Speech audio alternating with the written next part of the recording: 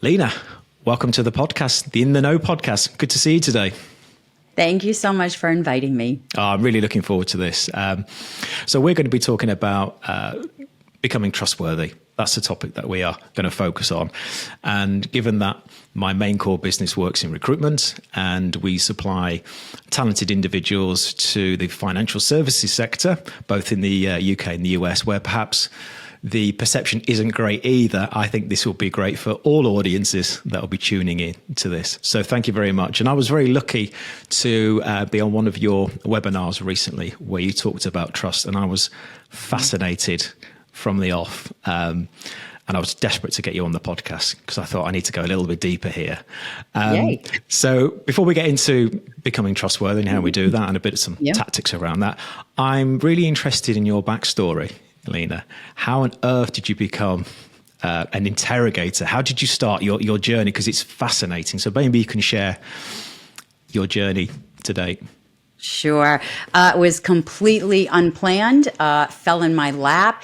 I joined the military on a dare almost. I had no path. My path was to be an archaeologist. That's what I wanted to do. I loved Indiana Jones and the movies, and I thought, that's what I want to be. So I went to school for it. I got my master's from Brown University. I was in Greece and Italy digging, and I just felt, oh, it's not as exciting as the Indiana Jones movies. Like there's an element missing.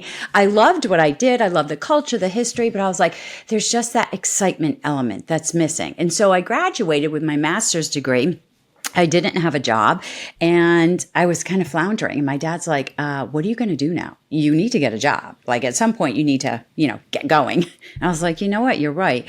One of my friends came up to me, high school friend, just, in the neighborhood. And he said, hey, I just joined the military intelligence in the Navy. You should join. And I looked at him and rolled my eyes and said, are you crazy?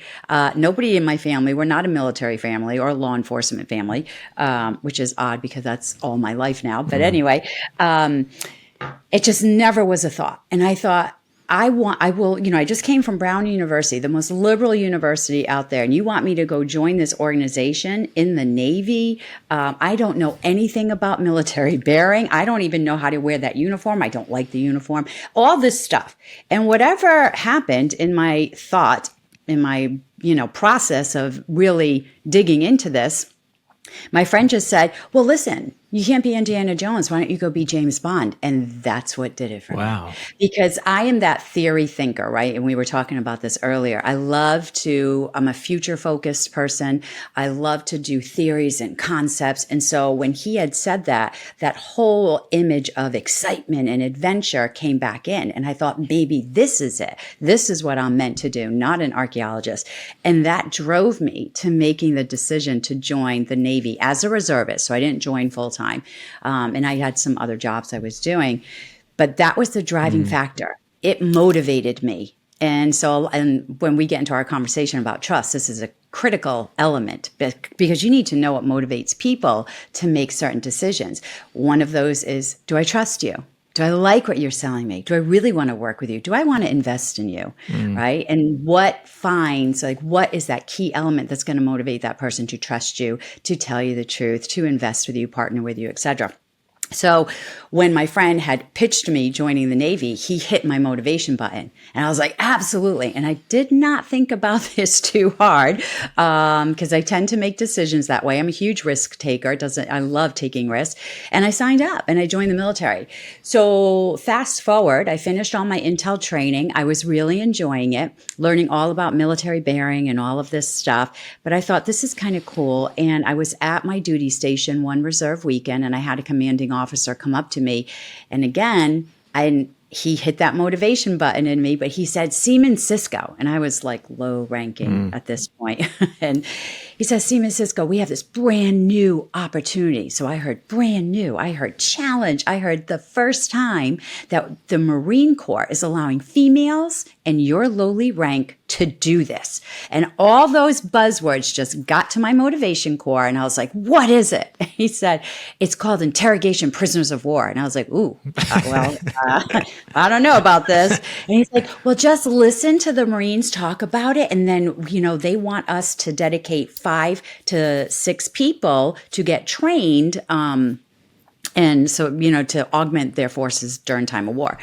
So I listened to the Marines that afternoon, and I went back and told them, I said, sir, thank you so much for thinking of me. But no, this is a hardcore no. This is just not meant for me. I don't want to be in a war-torn country, living in a tent with bombs going off over my head, interrogating people. That's just not how I figured my James Bond lifestyle to be. So I said no. And that was Saturday afternoon. So I went home because it was reserve weekend, came back that morning, and I just got so mad at myself for saying no. I was like, why did I say no? Like, I like challenges. I'm a risk taker. And the commanding officer saw something in my personality and my work ethic that he thought I'd be a good fit. Just go try it out. If I fail, I fail. And I'm absolutely fine at failing at things. I've failed at a lot of things, and I'm okay with it. I don't beat myself up. And so I went back and found him. I said, sir, sign me up. And he was so happy. He's like, really? Are you serious? You're going to do this? And I said, yeah, I'll try it. I said, but don't count on me on being good, because I'm probably going to fail out really soon. And then long story short, it was a year-long training. We had 30 people start initially, both on the East and West Coast in this specific reserve unit I was in that fell under human intelligence. And 12 of us graduated. I was the top of the class, and I loved every minute of it. And I thought, this is what I was meant to do on this earth. Connecting with people, figuring out how to gain that trust from them. Because I think there's two pillars that hold up every relationship you will have in your life, whether personal or professional, and that is trust and truth. Those are the core foundations of any relationship to make them work. The thing is, if you don't have trust, you're never going to get the truth. People will not be confident in you. They may not like you, trust you, think that you are credible, think that you have integrity. And if they don't think that, why would they be truthful to you? Why would they be open? They're not going to be. But when you look at someone that you're working with, or even in a personal relationship, and they have credibility, they have integrity, they're honest, they're open, they're accountable, you trust that person. And when you trust that person, you open up and you tend to be the same way to them. Trustworthy, credible, have integrity. And so that's where my journey began. And even fast forward after that, 9/11 came. I interrogated prisoners, Al-Qaeda and Taliban and foreign fighters in Gitmo. Loved every minute of it. It was in the chaos days, I call it, because it was brand new. I worked and lived inside a huge prison. It was just in the Caribbean and not here on, U.S. soil, but it was operated the same way, the same prison mentality. We worked, I would say, harder on trying to stop riots, trying to stop suicide attempts than we did trying to collect intelligence at the time, because it was pure chaos. Like, inside that prison was chaos.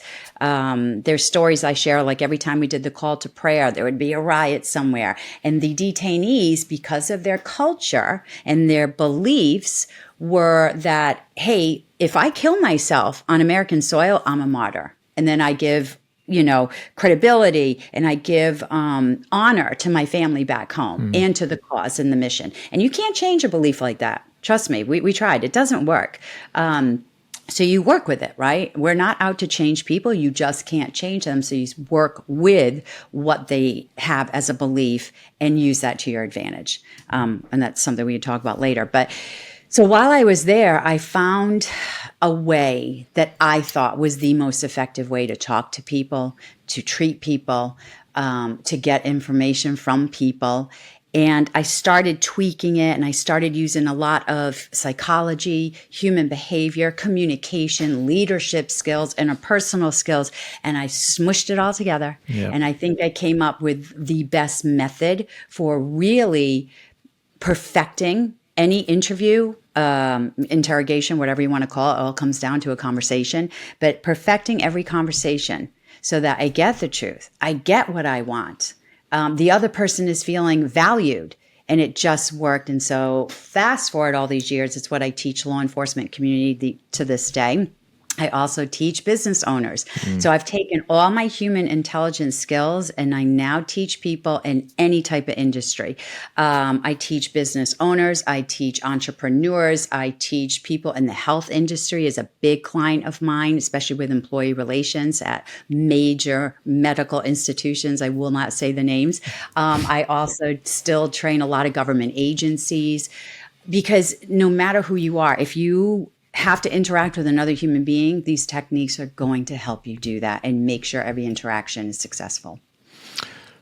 I mean, so many questions sort of spring to mind. I mean, that's fascinating in itself. But so you graduated top of your class and then the chaos period started.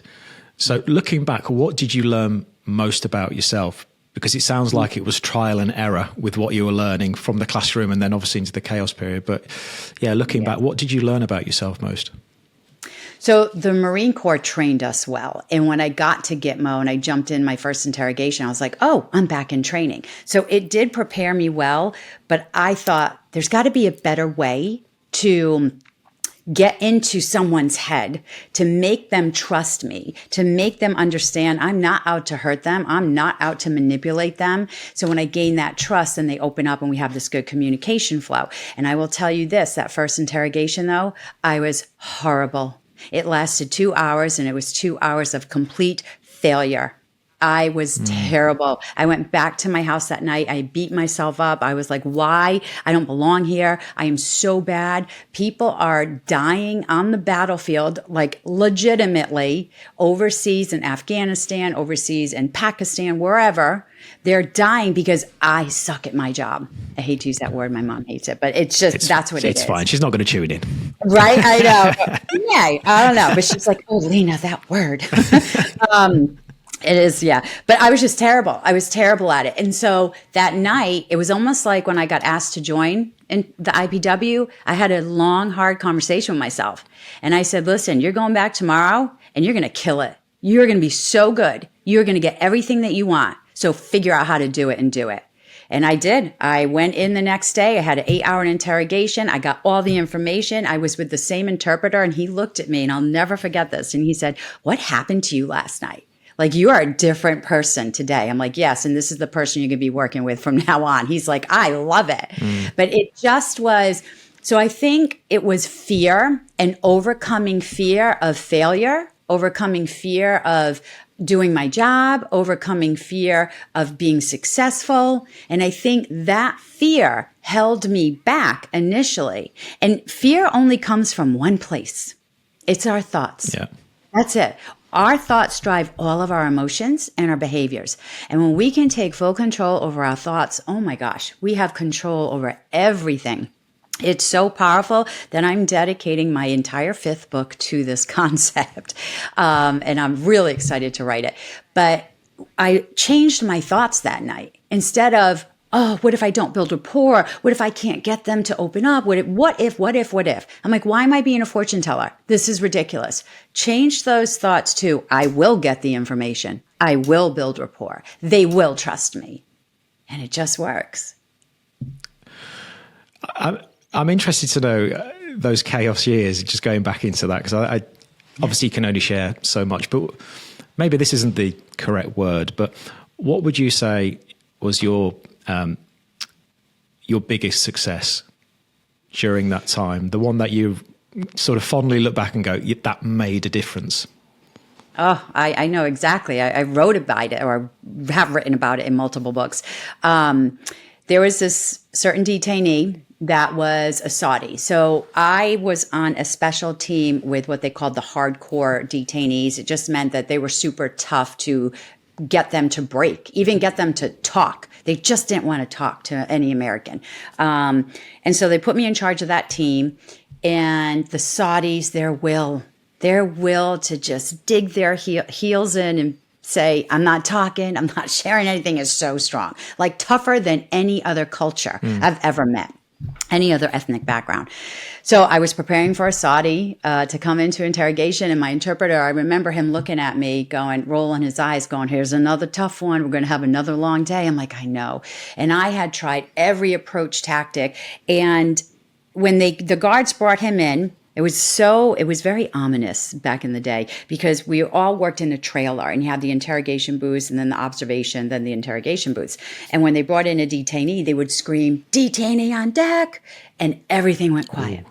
All doors shut, and you can hear the clanking of the chains. And so we would be in our booth waiting for the detainee to come to the door. And there he comes. And he is not what I expected. He's slumped over, kind of slouched, very like a weaker posture. And he looked up at me and I caught his eyes and I just smiled. Like I didn't think about it. I just smiled at him and I gave him a big, genuine smile and he smiled back. But then he disguised it and he gave me a scowl. But I was like, I've got you. Yeah, I've got you. Yeah, I got you. And I'm going to work with this. So I ended up giving him, so we're talking about trust, right? I got his trust and it was the most simplest effort on my part. I never thought what I was about to do would change the whole situation in the future for the next 3 months of when I was at Gitmo and the amount of information I got. So he went to come into the booth, and typically they sat in a metal stationary chair because they would wear the 3-piece suit, we called it, the chains around the waist and the cuffs and the ankle shackles. And there was a chain from the waistband that would link into the floor. So they're not going to come up. They can't attack us. They can't lunge at us, anything. And it's also for their safety too. So we'd give them that chair instead of a swivel chair where they could potentially fall or hurt themselves being chained to the floor by the waist. They could stand up, but they couldn't just walk around the room. So for some reason, I just thought I want him to sit in the comfortable chair, and I switched chairs. And the guards were looking at me like, "Why are you doing that?" I'm like, "I'll sit in his chair today. I don't mind, but I want him to be comfortable." And he kept saying, "La, la, la," which is no in Arabic. Like, no, I'm not sitting in that nice chair. And I put my hand to my heart and I said, "Please, I want you to be comfortable." Reluctantly, he sat in the chair. And it was a little struggle in the beginning. He really wasn't that forthcoming for the first hour, but then it just naturally started opening up. I offered him tea. Me, my interpreter, and the detainee, we started a casual conversation. We started joking, smiling, and I got into the questions, and he just was honest and truthful. 3 months go by. I'm now running him as a source inside the camp. So he is in a special location. He's collecting information for me and for the other agencies there because he ended one interrogation and he said, "Listen, I really like you in Arabic and I want to work for the Americans." And I looked at my interpreter. I was like, "What? What does he want?" And yeah, he wanted to be a source, and he did. So one day I was finishing up an interrogation. It was late at night because he wanted to come in late at night. So the other brothers didn't catch wind that he was being cooperative, because if they did and they didn't want him to be, they would have harassed him on the block. So he goes, "You want to know why I was so nice to you and I never lied to you?" And I was like, "You know what, Abdulaziz, I do." And he said, "Because you were so nice to me that first time I met you." He goes, "I couldn't disrespect you." He goes, "In my culture, if someone's nice to me, we reciprocate it back." He goes, "I wanted to. I came in and I was going to lie to you." He goes, "But I just couldn't do it." So, wow. When you talk about rapport building and you talk about gaining trust, the reciprocity, which is one of Robert Cialdini's persuasion tactics of his 6 principles, reciprocity is huge. And if you're in a position where you need the trust of somebody else, you have to give it first. That's just the bottom line. You have to be trustworthy. And when you are, people will tend to want to trust you. Because I can imagine for those prisoners, life is tough anyway. Almost like what meaning do you have when you're in prison anyway? So, and then to trust somebody else, it must be hard for them, almost, because it's like, well, what's the point? What am I going to get from this if I trust somebody? Because there's nothing almost to live for. Does that make sense? Oh, it absolutely does. But here's the other thing that works towards our advantage, or my advantage back in the day, is that generally humans need connection with another human, right? Even though you have this sliding scale of extroversion and introversion, where introverts tend to be around just a couple of people and they like those deeper relationships, where extroverts will have a ton of relationships and they like a lot of people. At the core of every human, you want to connect to another human. That's our species. Like, that's what makes us humans, is that connection. And so even though they're out of prison, right, they're either connecting with the other detainees or they're connecting with us. And if they're not allowed to talk to the other detainees, or if they're in a position, because they're, on a cell block, they have to be quiet. They're not really allowed to communicate with each other. Then who's the other person? Who's left to communicate with and build a relationship with? Me. Yeah. Your interrogator. That's who you connect with. So, and again, that's all humans. No matter your drive, your motivation, your beliefs, your cultural background, all humans want to connect to another human. So I was that person you could connect with. And 8 hours in interrogation, that I imagine requires an amazing amount of mental strength, certainly from your perspective, because you talk about active listening. So I would assume you're trying to listen to every single word that they say. And then to double on that, it must be hard when there's a cultural and language difference as well. And you must be looking at body language and everything. So you must have been absolutely, in English, knackered, tired by the end of 8 hours. So tell me, what was that like? Because that would have been, I imagine, very tough. And 8 hours was a normal. Sometimes I go 10 and 12. Wow. Oh yeah. It's, so a couple of things. One is you get conditioned to it. It's like people who run marathons. I don't run. I cannot run, but they condition their bodies to handle it. I have a neighbor. He just ran the 200 milers in the United States. I don't know how he did it, but he did it. And he's like 3 years older than me. But anyway, you condition your body for physical activity. You condition your mind for mental activity. You have to, right? I always tell my classes, work out your mind, because when you work out your mind, you're going to be more agile in your cognitive abilities. So while I was in Gitmo, the first, few weeks, it was challenging because I was super tired, but I was also running and amped up on adrenaline. And I loved what I did. So you have the dopamine, you have the adrenaline, and that just fueled me. There were a couple times, though, where I crashed hardcore and I got sick and ended up in the Gitmo hospital, which is not really somewhere you want to be because they don't have that many capabilities. Yeah. But anyway, but I worked myself into the ground. The other side of that is the awareness. When you're constantly working out your mind, you become so aware. It's scary. So when I was interrogating, right, I am, first of all, self-aware, cognizant of how I'm coming across, what I'm saying, the questions I'm asking, how I planned for this. I consider all the what ifs of that conversation. What if they say this? What if they do that? What am I going to do? So that mental stuff is in my head. I'm building rapport. I'm trying to gain their trust, right, up front. I have to know what my body language is saying in order to come across as confident and trustworthy and not insecure or aggressive or condescending. Now I'm studying their body language. Are they being truthful? Are they open? Are they scared? Are they nervous? Are they confident? Are they comfortable? Right? All of this stuff. Do I see any deceptive indicators versus truthful? Then I have to wait for everything to be translated with my interpreter. And then if I'm working with a new interpreter who maybe has been vetted, maybe they haven't, I have to read their body language as well. And I have to make sure that they're doing a good job and not trying to slip in secret messages or persuade the detainee to say something other than the answer that I wanted in the question that I asked. So there's a lot going on. And I have to prep my interpreter so he knows exactly what's going to happen, what we're talking about, the topics, to make sure that he understands the words to translate. So yes, it's a lot of stuff, a lot of stuff. But I told people I was never more aware in my entire life than when I was at Gitmo.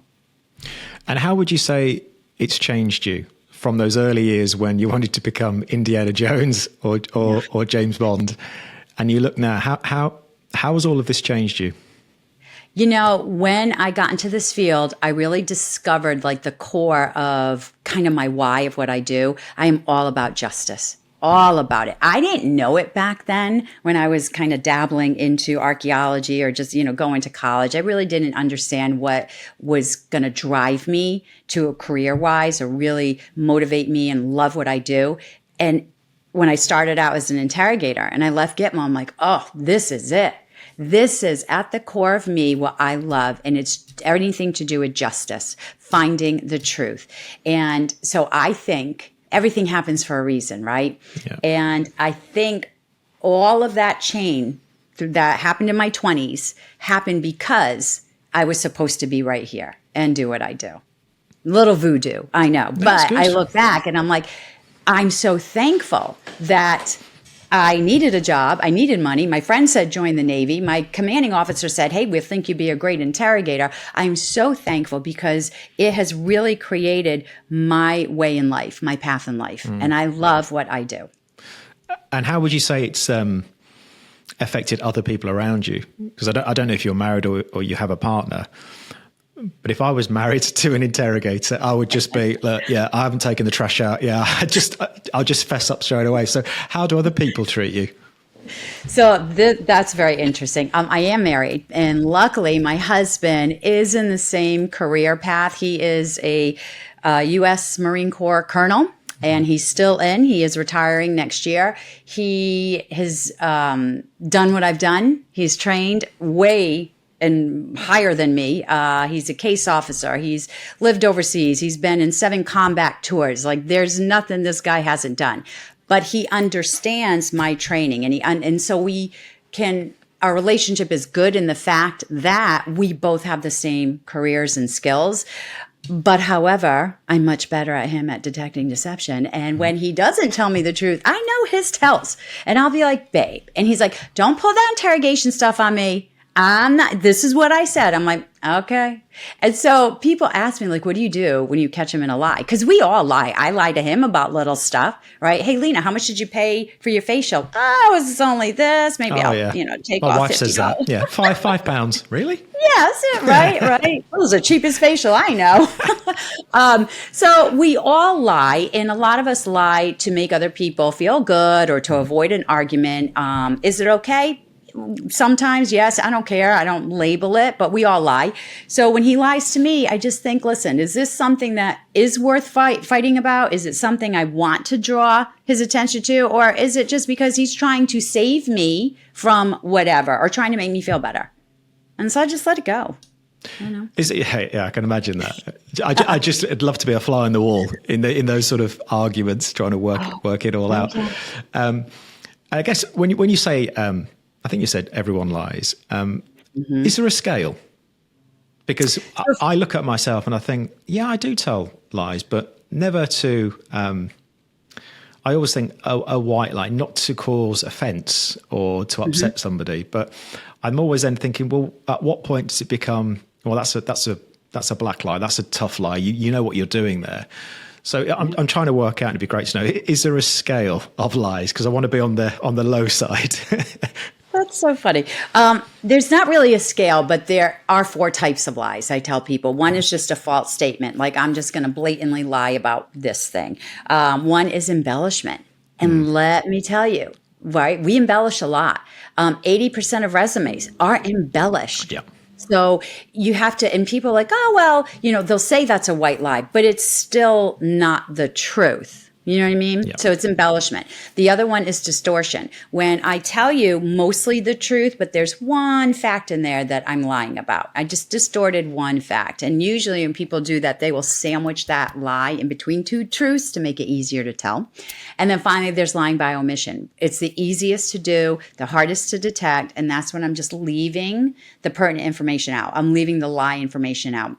And usually what tips off lying by omission in statement analysis is called a text bridge. And a text bridge is just when somebody says, you know what, James, last night I had dinner and then I went to Walgreens to pick up some stuff and then I came back home. So, and then. There's always something that's happening, right? So it jumps over a time and information. I couldn't just vaporize myself from home to Walgreens. I either walked there, I drove there, I took a cab there, right? So there's a route. There's time and information. Is it important? Well, that's what we have to figure out. So when people use text bridges and they're looping to pertinent pieces of information, I want to find out what happened in between there because it could be pertinent or it could not. Interesting. I think that sort of leads now sort of quite nicely onto the sort of the main topic. the fascinating background. I could talk to you for hours about that. Find out how you I love talking. Yeah, So that's great. When you got a guest who does the talking, no offense, I mean that. It's great because it's great for the audience and it's great for me to listen as well. So doing a great job. thank you. Talking now about how to become trustworthy. So I mentioned at the start, my main core business is in recruitment. We work within financial services and both have a reputational problem, a trust issue. Yes. And I'll be interested to know, how can you become trustworthy? You know, the basics, the 101 level, because you said, what was it? Trust and truth are the most important things. So how do you become trustworthy? So I'd like to say three things, right? And I keep that kind of as my compass, my guide. It's be honest in your communications, be consistent in your actions, be accountable for your mistakes. And when you can do all three of those things, that is going to lend to your credibility and integrity, which will naturally have people trust you. So if I'm honest in my communication, that just means I am crystal clear. I'm not lying about it. I'm not embellishing it. I'm not omitting the ugly stuff, the difficult stuff. I am not talking at both sides of my mouth. Like I tell you one thing, but then I go behind your back and I tell somebody else the other thing. I'm not being super vague because I know you're not going to like what I say. So instead of being specific, I'm just going to talk about it vaguely. No, you have to be very open, very honest, very truthful in your communication if you want people to trust you. That's just the bottom line. So I tell people, get really comfortable getting uncomfortable. Because some of these conversations are super uncomfortable. Who cares? Jump in and do it. And it's just like what I had my conversation with myself years ago after my first horrible interview or interrogation. I was scared to call the detainee out. I was scared to ask the pertinent questions about the accusations or collect info because I didn't want to ruin rapport. And I thought, WTF, right? Like what? I'm not doing my job. You better get back in there and get rid of this fear. Ask the questions you need to ask. Build rapport. Ask the questions. Take control. And when I finally said, this is what I need to do, it just was amazing. I built rapport with most all of my detainees. And everybody thinks, oh, they must have treated you badly and didn't respect you. Absolutely not. I got invited back to Pakistan. I got invited to Saudi Arabia to meet families, to have dinner. So that is that honest communication. And I would tell them up front, I'm like, listen, I'm not going to fluff up stuff. I am not going to leave things out. I'm going to tell you honestly what I need, what's going to happen, and all this stuff. If you have a question for me, I will answer it. But what I'm not going to do is avoid an uncomfortable conversation and not give you or withhold that pertinent information. So I think it's just getting so comfortable. And I have a technique to make very challenging conversations easy. It's a leadership skill. It's a feedback tool, but be honest in your communication. The second thing I talked about, being consistent in your actions. You need to act and behave the same way all the time.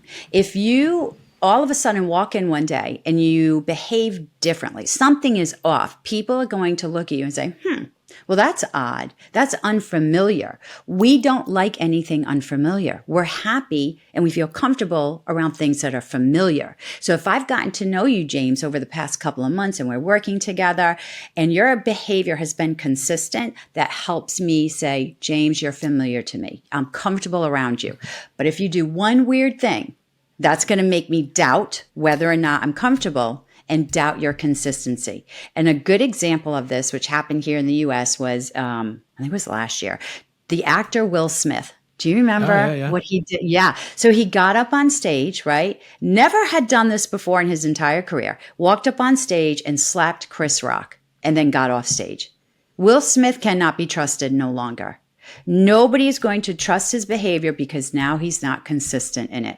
He was irrational. He was aggressive. It was just like this trigger. Where did it come from? And so when we see that, and that breaks the consistent pattern of behavior, we wonder, when's it going to happen again?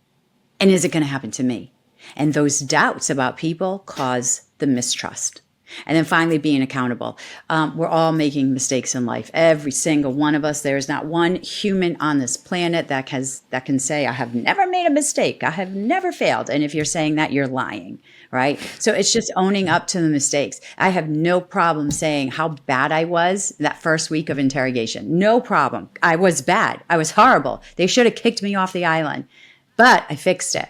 And I got really, really good, right? And so when you take that accountability of, okay, I made the wrong decision.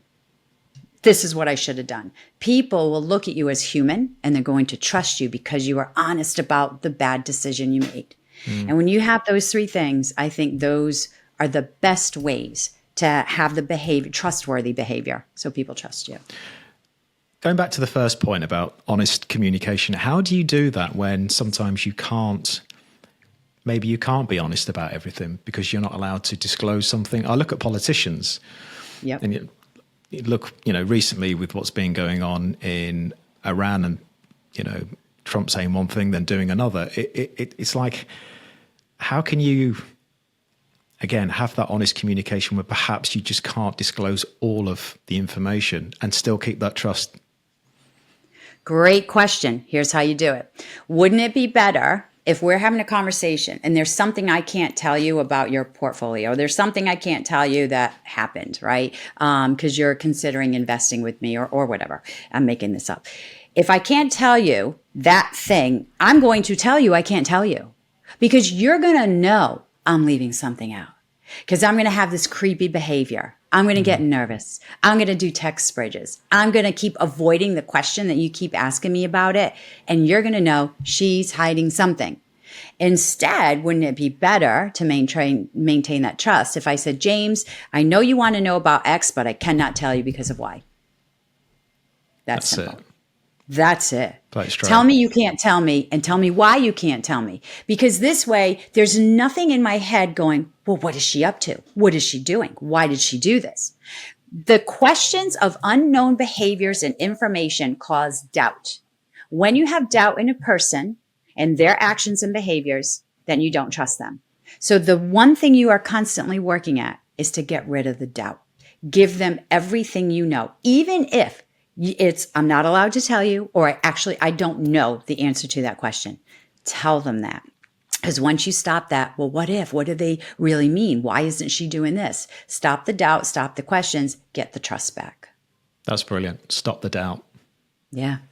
Because in companies, people want to know and you're just not able to share the information because it's private and confidential. Yes. So if you're just going to say, I can't answer that because of that, then it stops the doubt. It stops them questioning it rather than you're not actually addressing the issue. You're going around it. And living in Britain, we are very good at going around the houses. Yes. Yes.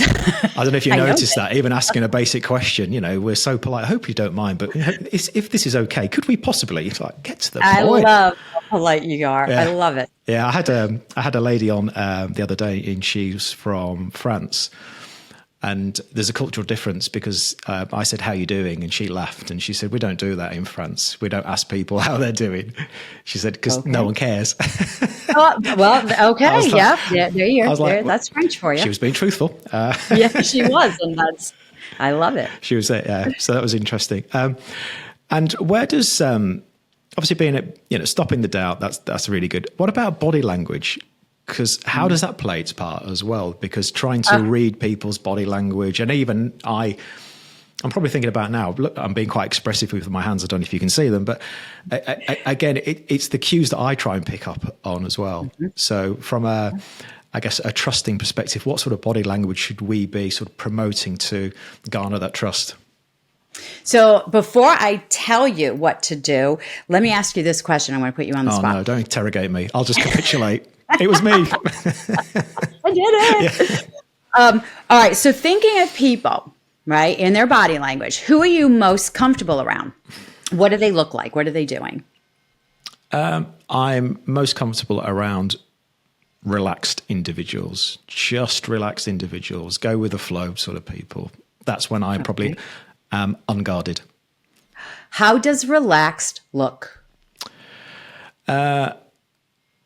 I would say just open gestures, sitting back, relaxing, just a little bit of smile on their face, you know, just sort of being present, I think is probably the best way to, if that makes sense, sum it up.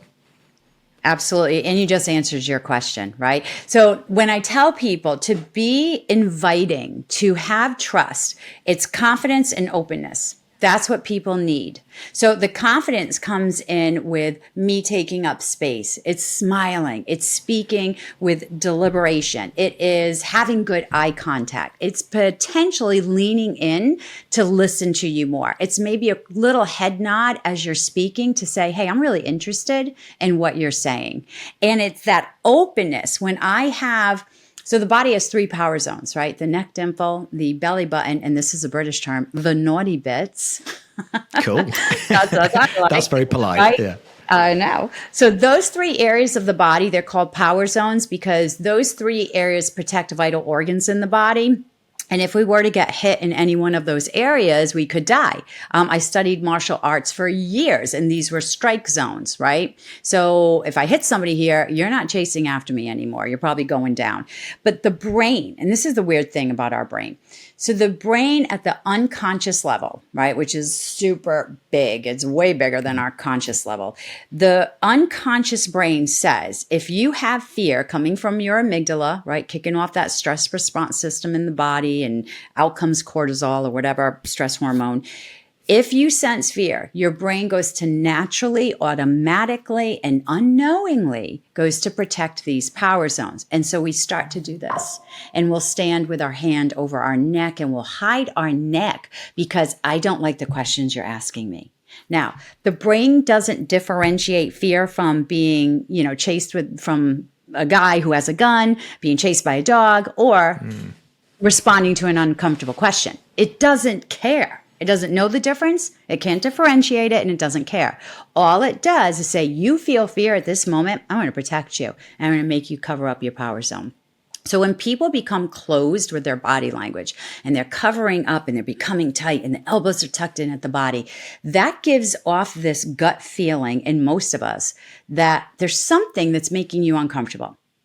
And if you're uncomfortable, well, I'm going to be uncomfortable around you. Because what we want to do is exude confidence and openness so other people feel the same way we do. And that taps into the science of mirror neurons. So mirror neurons or emotional contagion, either one, is the science of how we can actually feel the same feelings, emotions, and behaviors of another person when we're together with them. I tell people, have you ever been around someone where they just woke up on the wrong side of the bed and they're grumpy? And the more time you spend with this grumpy person, you start to feel grumpy yourself. You just agitated. You get more easily frustrated. It's probably because you're catching the emotion of that person. So when we can set the pace for the emotion that we want in other people, which is openness, relaxed, calm, confident, right? Then we have to be that way. And with our body language, we maintain openness. We do not close up or cover any of these power zones. We sit back. We have our shoulders, good posture. Our chin is up because you can even cover this neck dimple like this, just tucking in your chin. Just subtle. All right. Just subtle, but it still means the same thing. So I want people with that good eye contact. Good eye contact is cultural. It's reciprocative.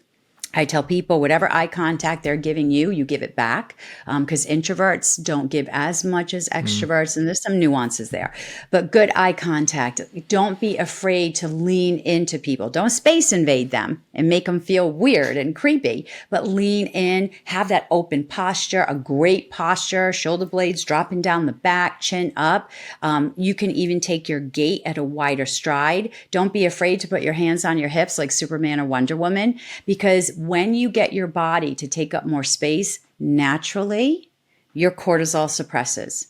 So now, not only do you look open and confident, but you actually feel it because there's no more stress hormones coming off.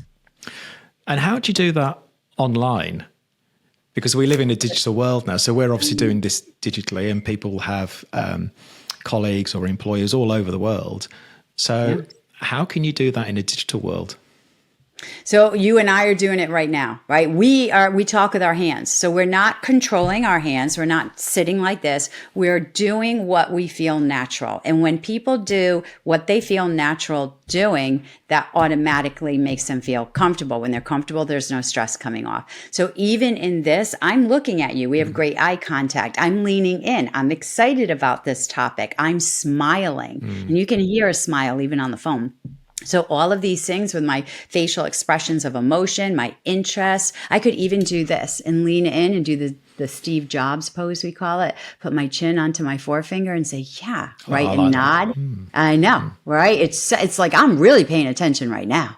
So there's little subtle things you can still do on a virtual meeting that was going to tell people, I'm interested in you. I want to know what you have to say. I'm curious about you. I'm approachable and likable.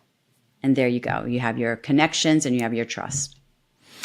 It's a fascinating subject, isn't it? And we do live in an age where it's almost what to trust these days, isn't it? Because if you think about the media, if you think about what's happening in AI, and then the people that you meet as well, sometimes I think I get overloaded and then I try and work people out and then I overthink things. And I'm trying to go back to maybe a bit of an instinct, as in, does this feel right? Is this person being truthful, but without me being analytical? Does that make sense? I'm trying to go back into an instinct sort of thing rather than try and work out every type of mannerism, body language, and just go off that sort of, I feel that they are being honest with me. But does that actually work in the real world? Am I just being romantic? And it doesn't. No, it actually works. So you're picking up on a gut feeling, right? A gut feeling is something you should always follow. There's a reason why they call it a gut feeling. So your stomach lining has a bunch of neurons. It's the same neuron cells that are in your brain. So they're picking up, I don't know how, but they're picking up on information and it's analyzing this information. So there's a brain gut connection. You can read hundreds of studies on this. It affects our digestion, all of this stuff. So what that gut feeling is your brain and your stomach connecting, saying, I got a pit in my stomach. I don't like this person. Like there's something wrong. Follow it.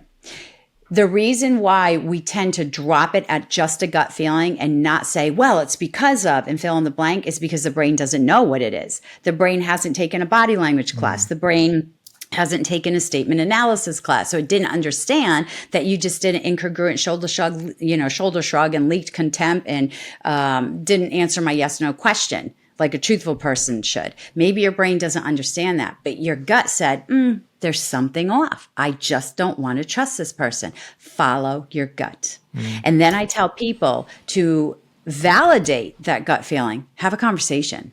Ask questions, be curious about that person, investigate what you're talking about, and just ask some follow-up questions to find out why you are having that gut feeling. Yeah, that's really interesting. Various meetings I've had, various people that I've met. What are the sort of the basics, the telltale signs that they're not being truthful? Because we've talked about trust, and now about being truthful. So if you are going through the process and you're being open, you're accountable, you're communicating, you're building trust, the truth bit is how do you weed out if people are being truthful or not? What are the giveaway signs? What help can you give me on that? Oh, I could talk for days on this, but I'll give you like the top 3 things to look for. The things that I always go to, and they're super accurate and easy to analyze, easy to do. The first one is the most accurate indicator of deception. It's behavioral incongruence. So I'm going to show you how it shows up in 3 ways, right? Behavioral incongruence just means that my body language and my spoken language are out of sync. A truthful person, their body language and spoken language are in sync. They match. But in a liar, because the liars are out of sync, but a liar, when they lie, they have the truthful thought right here first. Comes right out in your prefrontal cortex. You cannot get rid of the truth from your brain unless you have a lobotomy, and that's not going to happen. So the truth is always there, always there. And people like to ask me, well, what about people that believe their lies? It's humanly impossible. You cannot believe a lie. You will always know the truth. It's there. But when people lie, they have to immediately, the truth comes up, they have to push it aside. They're like, oh, I got to get rid of the truth. And I have to now conjure up my lie. I have to lie on the fly, or I have to remember the lie that I created an hour ago. Either way, there's going to be a lapse in time from your response. This just happened to me on my podcast yesterday. It was kind of humorous. So I'll tell you about that in a minute. So look for that congruent behavior. If I am telling you I'm happy and you can see that I'm happy, I'm smiling, then I'm congruent. But if I say, oh, I'm so happy about this, and I do this half smile, that's behavioral incongruence, because this is contempt. Contempt, right? This one half smile, one apple of the cheek, is not a full smile. Two apples of the cheeks. Very different. A smile is happiness. Contempt is moral superiority. So if I tell you, oh, I really appreciated you asking me on this podcast. I enjoyed it so much, James. And I leak contempt versus a smile, you should be asking yourself, why does she feel morally superior right now? Yeah. Like, she should be showing happiness. That would be congruent with what she just said. But the fact that she's showing moral superiority doesn't match up. I'm out of sync, because I will tell you this about contempt. Most people, after they lie, will flash that contempt real fast. I've seen it in killers and criminals. I've seen it in negotiations where they do that real fast. When I see that, just tells me, you're feeling morally superior because you think you got one over on me. I'm going to throw out a percentage. I'm going to say 95% of people right after they lie will leak that contempt. Now, if it's congruent, and I'm talking to a supermodel and they're like, thank you so much, I do feel gorgeous. And they do that, right? Okay, that's fine.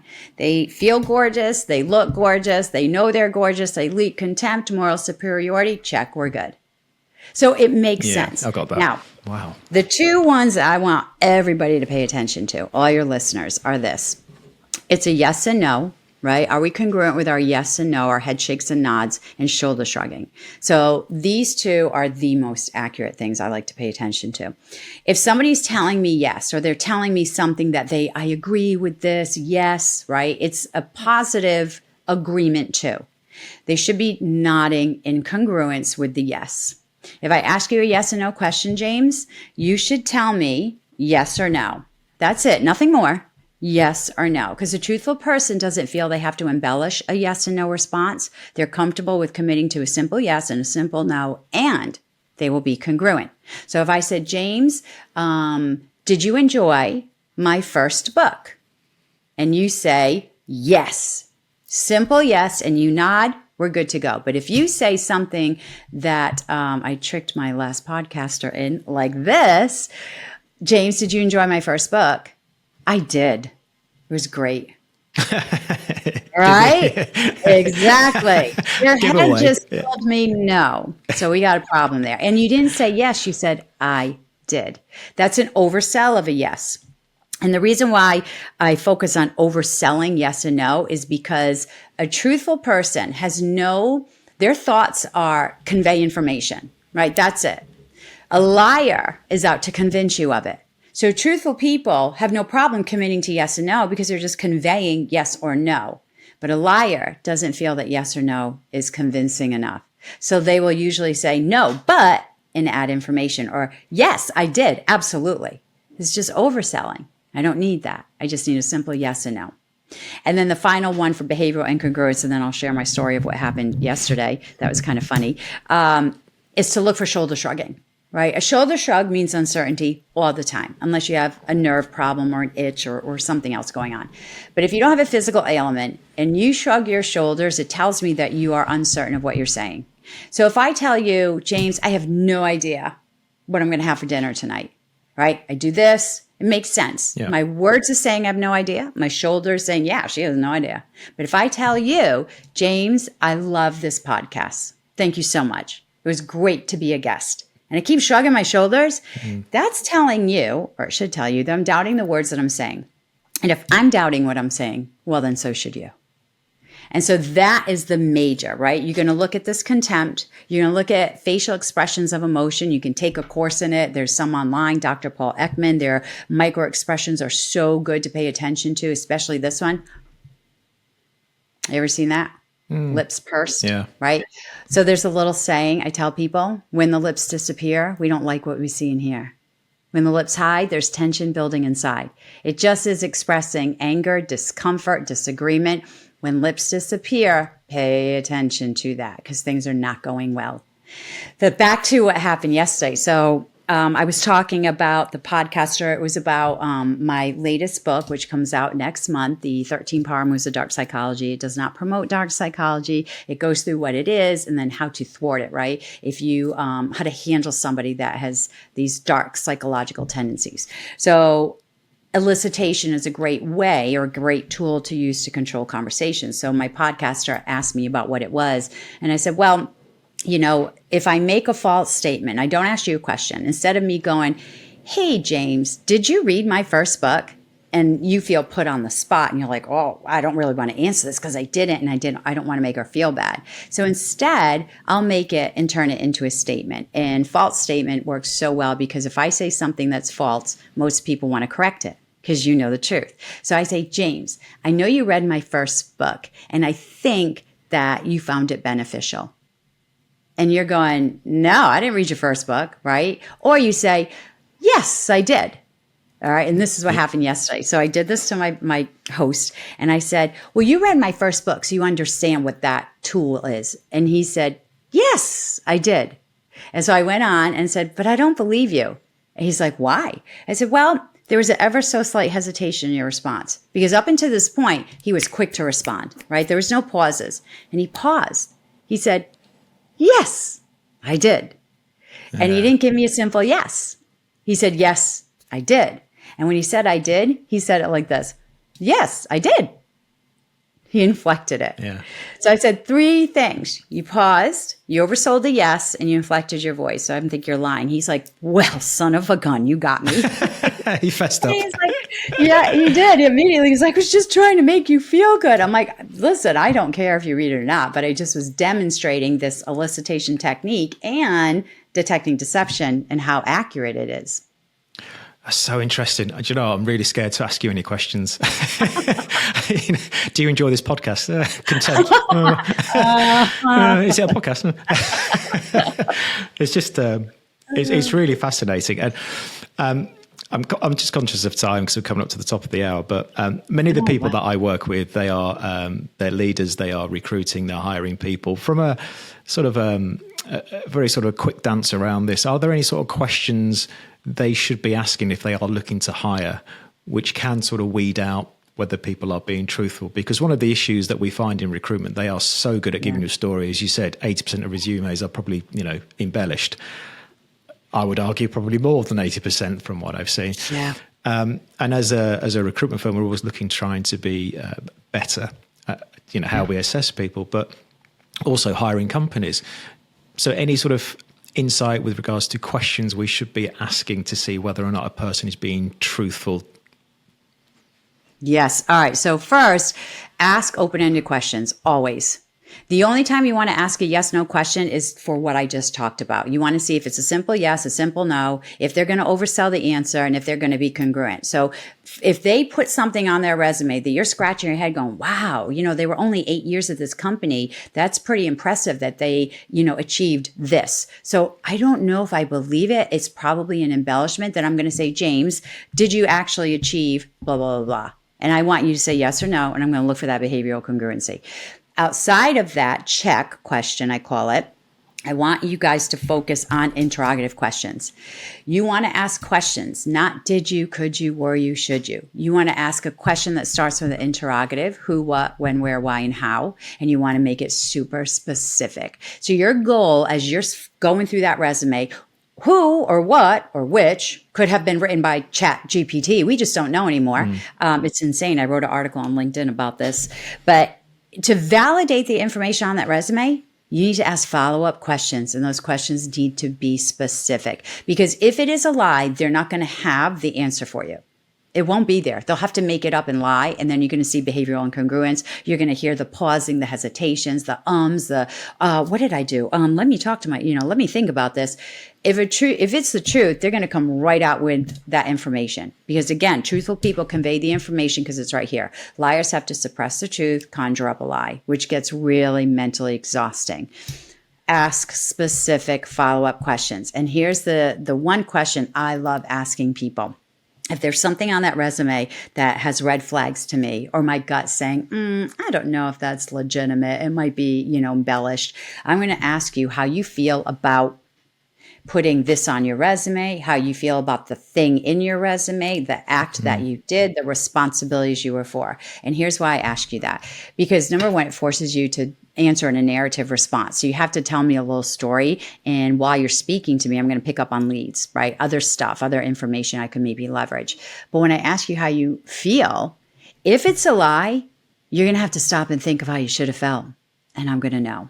Because the answer is going to be, oh, how did I feel? I guess I felt pretty, I felt good. I felt that, they gave me all this responsibility. And so you see what I'm doing? Yeah, absolutely. I'm like, oh, shoot, how was I supposed to feel? I don't know. And you're going to hear the stuttering, the stopping, the thinking, the guessing I felt.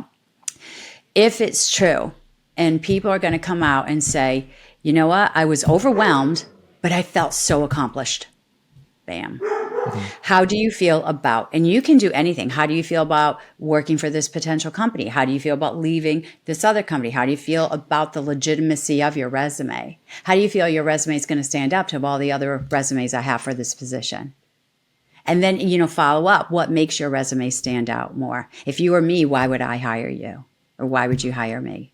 So it's all those really specific questions that the truth, you'll know it. And if it's a lie, they're going to struggle answering those questions. I think that's brilliant. And I would also add that we need to feel comfortable being uncomfortable asking those questions. I think what you said earlier on, when you were doing your first interrogation, you had to come back and you had to go, I'm going to ask these questions.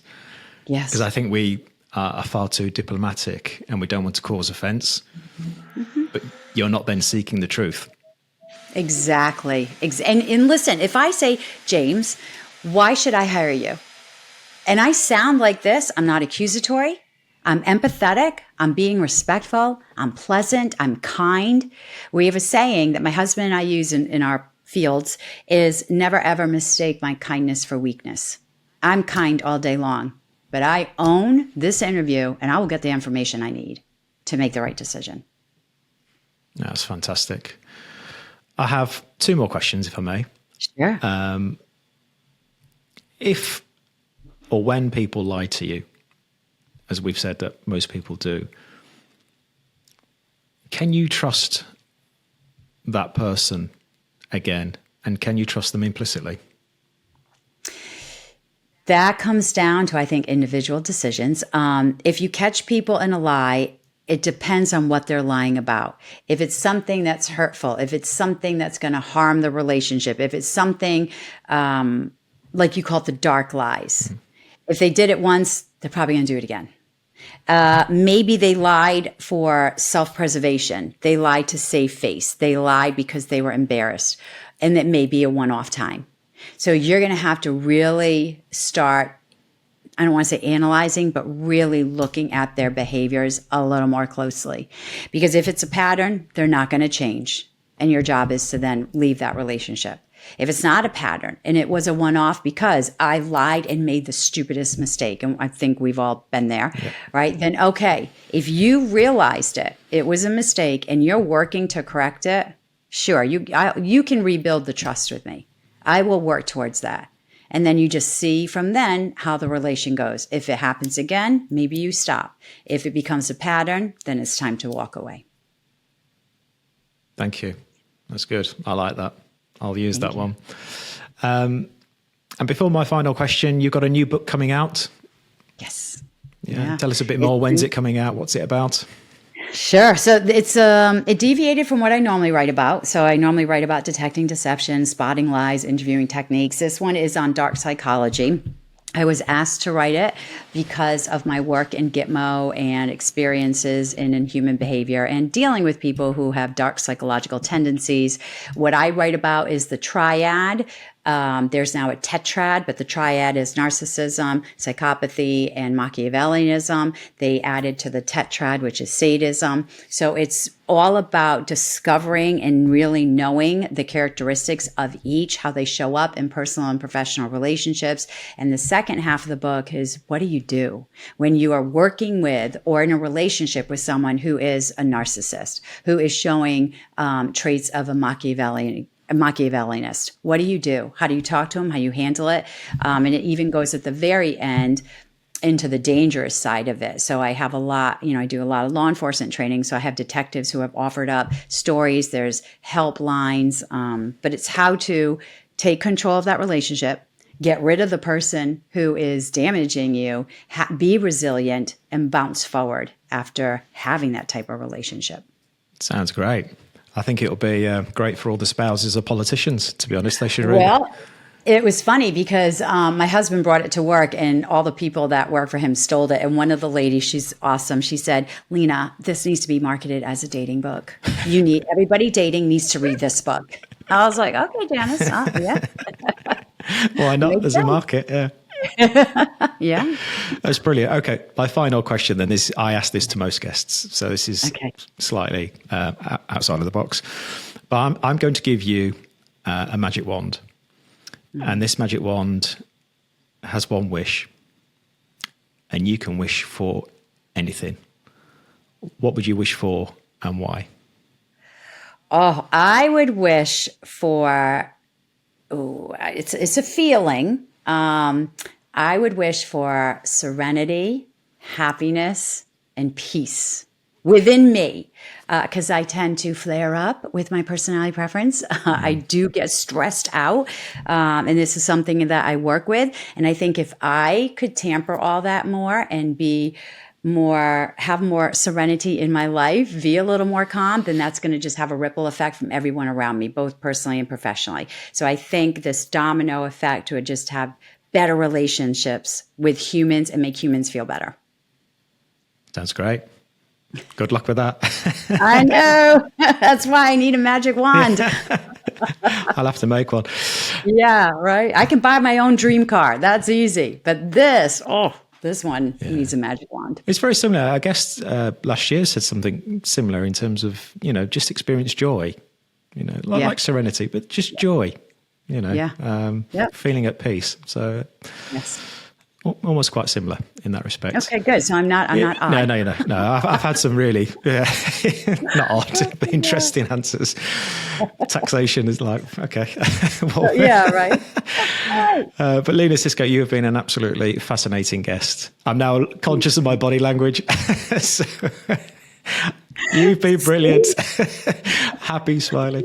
No, you've been excellent. I've really enjoyed it. I'm going to listen to this again, actually, because I think there's lots of really valuable information that I need to delve a little bit deeper. And the audience listening to this, I think this is packed with really practical information as well. So I just want to thank you for your time today, because it's been an absolute pleasure talking to you. Thank you so much. And I truly did enjoy this. I